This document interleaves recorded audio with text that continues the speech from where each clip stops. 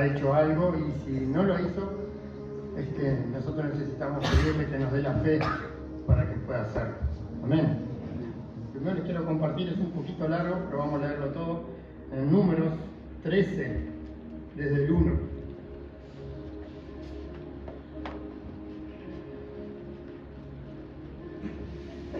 Amén. Dice, misión de los 12 espías. Y Yahvé habló a Moisés diciendo, envía tú hombres que reconozcan la tierra de Canaán, la cual yo doy a los hijos de Israel. De cada tribu de sus padres enviaréis un varón, cada uno príncipe entre ellos. Y Moisés los envió desde el desierto de Parán, conforme a la palabra de Yahvé. Y todos aquellos varones eran príncipes de los hijos de Israel. Estos son sus nombres, los nombres no los vamos a leer para no hacerlo tan largo.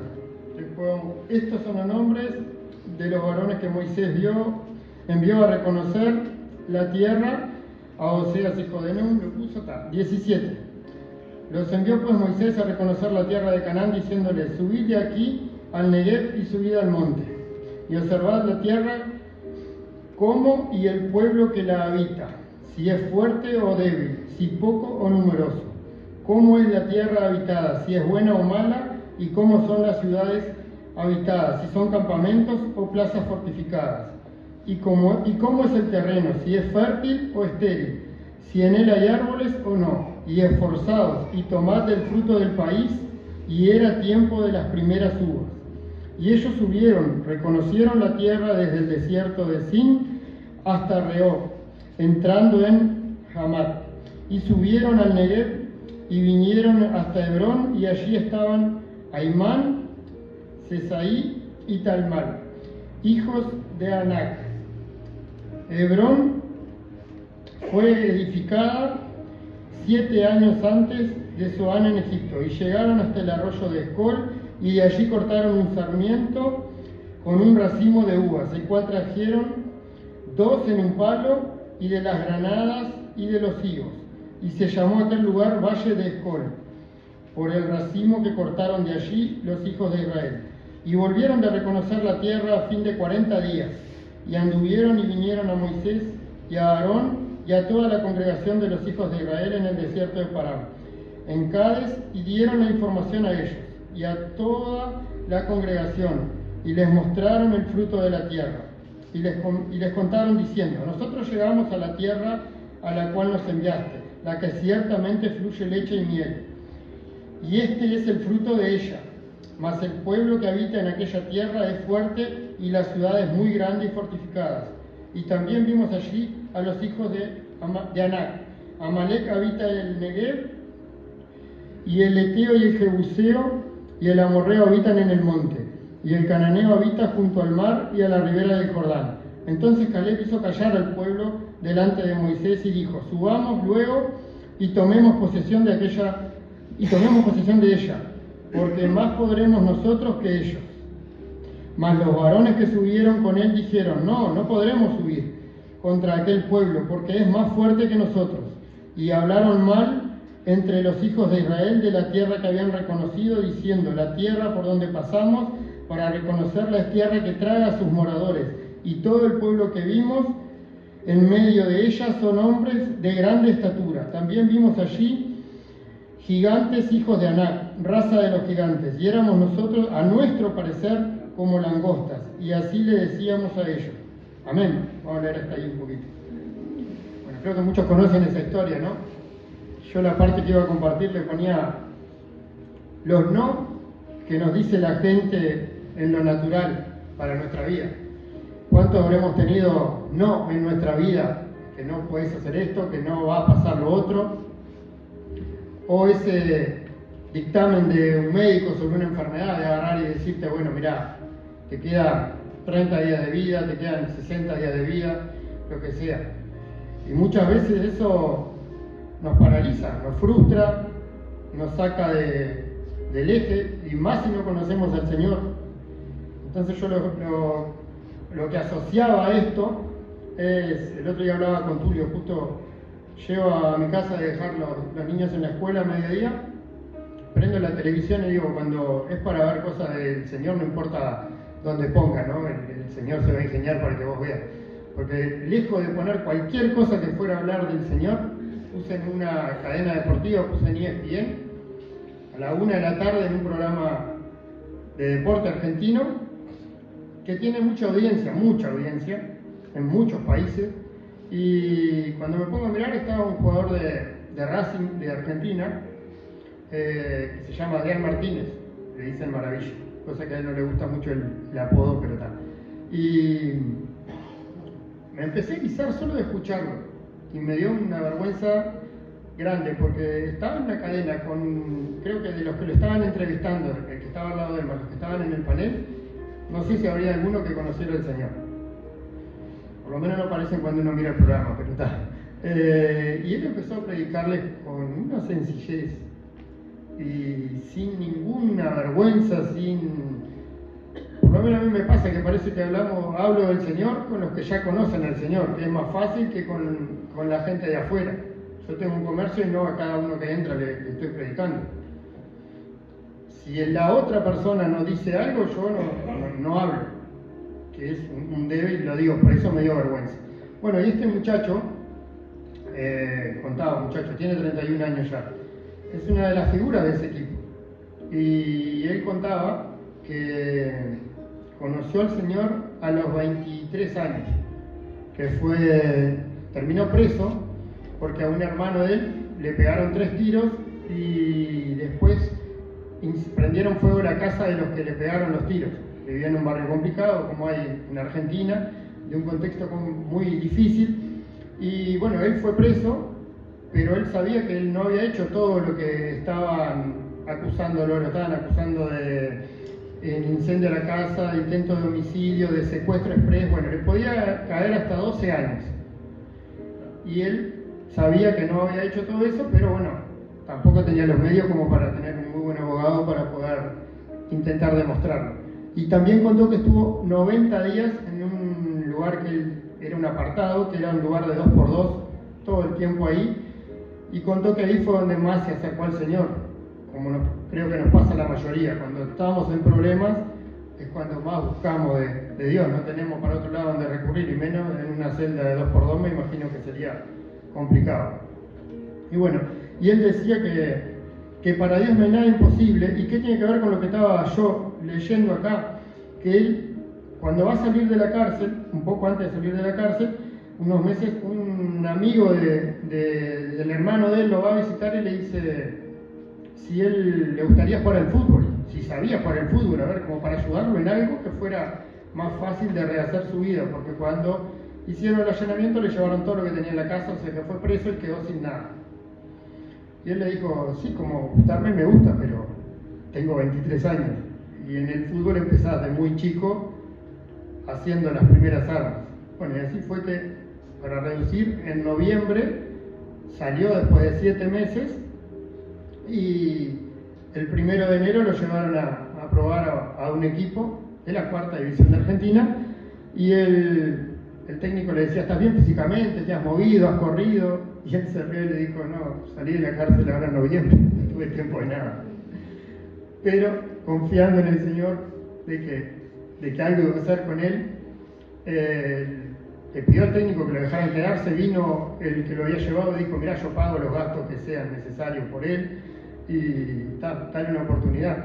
Bueno, le fueron dando poco a poco una oportunidad, quedó en ese equipo, y en ese equipo, a pesar del contexto que había mucha gente que eran creyentes, y formaron un grupo del equipo, un grupo de WhatsApp, donde se ponían, vamos a tal habitación a orar, y buscaban de una forma o de otra el Señor.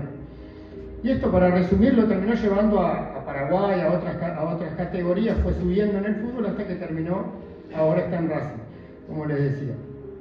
Y él en Racing dice que antes de él firmar con un club ya avisa, miren que soy cristiano, como diciendo, en muchas cosas no me voy a aprender, y bueno, me gusta estar orando, me gusta hablar del Señor todo el tiempo. Y en la nota que dio era 2 palabras y un versículo, 2 palabras y un versículo.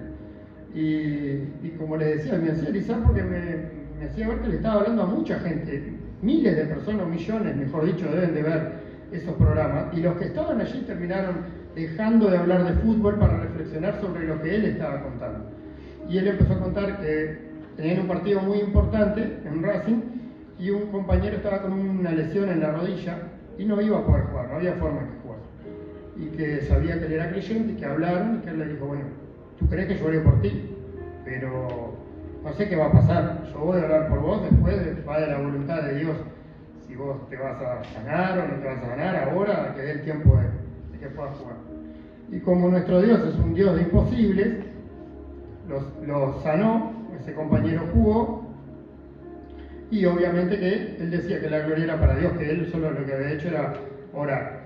Bueno, y en otra parte de la nota también le preguntan, como decía tú, lo que no estábamos hablando de plata, le preguntan sobre la plata, porque le dijeron, vos que vas a congregaciones, él dijo que iba también a las cárceles a predicar, ahora estando en Racing, a pesar de todo, que iba a las cárceles a predicar, cada vez que tenía tiempo, y él decía, le preguntaron por la plata justamente, si él teniendo 31 años ya, si él pensaba con un pase afuera, con poder salir a Europa o al exterior y poder ganar mucha plata. Y él dijo, mira, mi papá era camionero y en toda su vida creo que nos juntó $400.000, creo que fue que dijo, ¿no? En toda su vida. ¿Sí? Y yo ya he ganado eso, y el tipo ayuda a mucha gente, vive en una zona de que estuvo inundada hace un mes y poco de lluvia, que flotaban los autos, Campana se llama, y tiene un complejo con canchas así, y ayuda a mucha gente. Entonces él decía, yo sé que si el Señor quiere, yo voy a tener el sustento y voy a poder seguir ayudando a más gente. No me preocupa mucho el tener el dinero ahora en un pase afuera. Y lo otro que dijo fue que eso es algo primero que también me llamó mucho la atención, porque en el mundo del fútbol todos se manejan con la parte del dinero, ¿verdad? Dijo que quería jugar, tiene 31, que quería jugar 2 años más, máximo, que no se volvía loco por jugar hasta los 40, y después que quería seguir compartiendo la palabra de Dios. Y está yendo, como les dije, a las cárceles.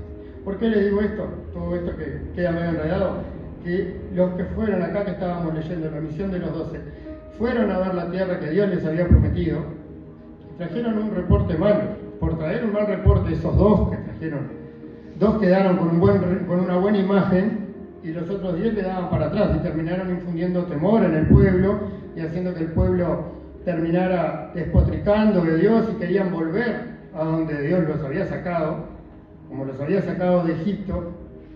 Y yo entonces pensaba que cuántas veces a nosotros nos han dicho que no. ¿Por qué le decía que era una cuestión de testimonio? Porque el otro testimonio que les puedo dar, no solo de la Biblia, sino que tenemos de tantos lugares que Dios nos ha sacado y nos saca, a Daniel del foso de los leones, del horno de fuego, ¿verdad? Yo cuando estaba haciendo las anotaciones para la prédica, el Señor me dijo, bueno, vos tenés algo también que es muy bueno para contar, y que muchos saben, pero como dicen, el público se renueva y hay muchos que capaz que no conocen. Y está bueno también que no es solo lo que leemos en la Biblia, que pasó hace muchos años, sino lo que nos pasa a nosotros, que también vos y yo podamos contar lo que nos pasó a nosotros, nuestras experiencias con el Señor, y también no quedarnos también solo en esas experiencias. A mí me pasó 10 años hace que vengo a la iglesia, como dice Seba, a veces uno no sabe si decir o no, porque decir, 10 años, mirá cómo está. Pero está, vamos a confiar de que es bueno. Y de que estamos en proceso, siempre estamos en proceso hasta llegar con el Señor. Mi esposa, que ahora se fue porque uno de los niños estaba con vos, entonces no iba a estar ahí, tenía un deseo muy grande de ser mamá. Y no podía, por formas naturales, años estuvimos de una forma natural intentando ser padres, y no podíamos, y me acuerdo que se hizo todos los estudios habidos y por haber, muchos invasivos, teniendo que,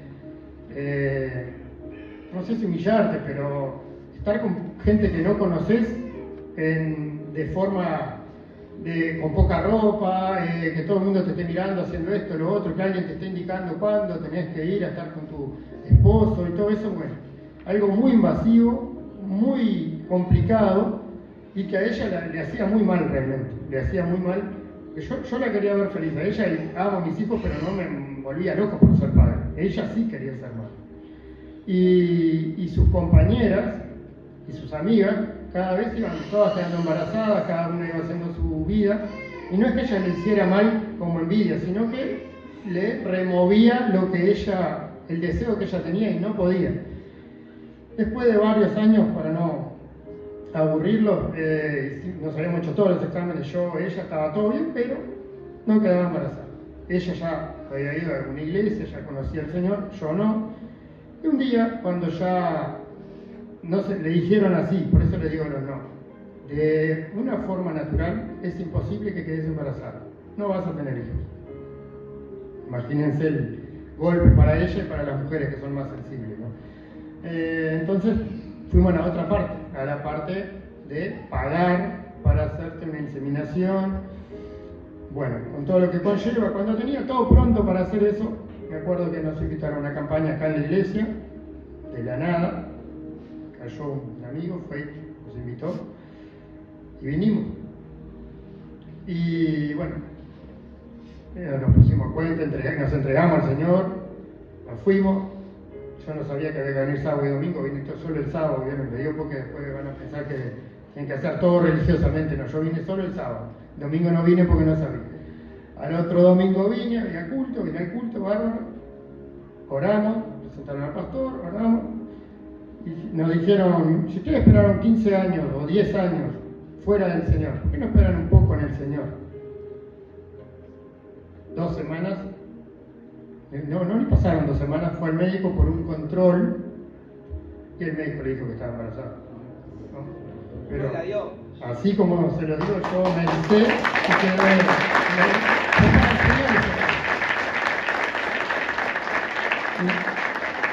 Y no fue eso, sino que había que decirle al otro que dijo que nunca iba a estar embarazada, que el Señor había hecho lo que él decía que nunca iba a pasar.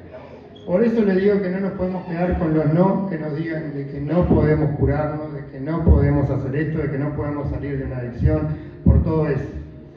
Igual el Señor, el pedido era un hijo y me terminó matando 2 que me hacen renegar, pero nada, eso queda aparte. Eso también fue un pedido de mi hijo y yo le dije que antes de orar que me consulte a ver si estoy de acuerdo en lo que está pidiendo. Entonces, hoy mi forma de predicar es ir a traerle estos 2 testimonios de este muchacho, de Ariel Martínez, que en una cadena de televisión no tuvo vergüenza de predicarle a mucha gente y de hacer pensar a mucha gente en que Dios es la única salvación y que va a las cárceles, que no le importa el dinero también. Y eso fue algo que me marcó mucho y también me hizo contarles a ustedes este testimonio. No es una gran prédica, pero es lo que les quería compartir. Amén, que Dios los bendiga.